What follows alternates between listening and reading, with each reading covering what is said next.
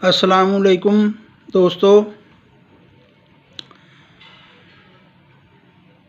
आज देखते हैं परवरदिगार फरमाता है मिन नाफ़क़त रूही, और हमने अपनी रूह फूंकी। मादरे शिकम में जब बच्चा 4 माह 10 दिन मुकम्मल कर लेता है, वो जिसने इरशाद फरमाया कुल्लु रूह मिन अम्रे रब्बी, आप फरमा दीजिए कि तमाम रूहें अल्लाह का अमर हैं। फिर वो अमर मादरे शिकम में हमारे कलबूत में भेज दिया गया।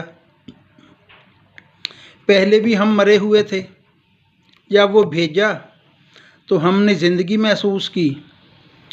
हाथ पांव मारना शुरू किए तो माँ ने महसूस किया कि हरकत हो रही है, वो ज़िंदगी थी।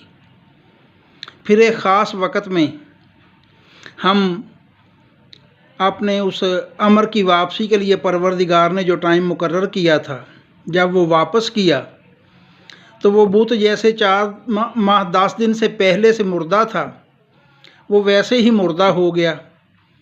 जीते जागते इंसान से मैयत में तब्दील हो गया।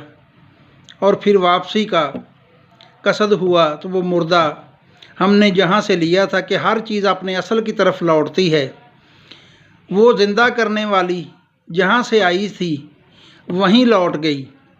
या अय्युहन नफ्सल मुतमइन्ना इरजिई इला रब्बिका, इत्मीनान वाली जान लौट अपने रब की तरफ। और जहाँ से मट्टी अमानतन लेके ये बुत बनाया गया, वो मट्टी वो बुत उसी के हवाले कर दिया गया, उस ज़मीन के जहाँ से ये खाक ली गई थी।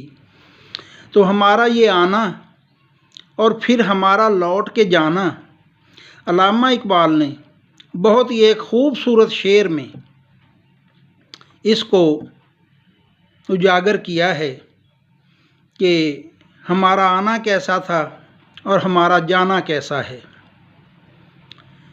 आफाक के हर गोशा से उठती हैं शुआएं, कि दुनिया के हर कोने से कहीं ना कहीं किसी का इंतकाल हो रहा है, और चीज़ उठ रही है जो वो शुआ है, वो नूर है, हमारी रूह। आफाक के हर गोशा से उठती हैं शुआएं, बिछड़े हुए खुर्शीद से होती हैं हम आगोश। कौन सा खुर्शीद?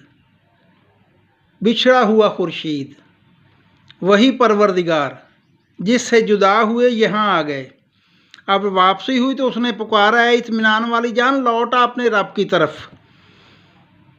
बिछड़े हुए खुर्शीद से होती हैं हम आगोश, फिर हमको उसी सीना रोशन में छुपा ले, ये हमारी इल्तजा है। ए महरे जहाँ ताब न कर हमको फरामोश।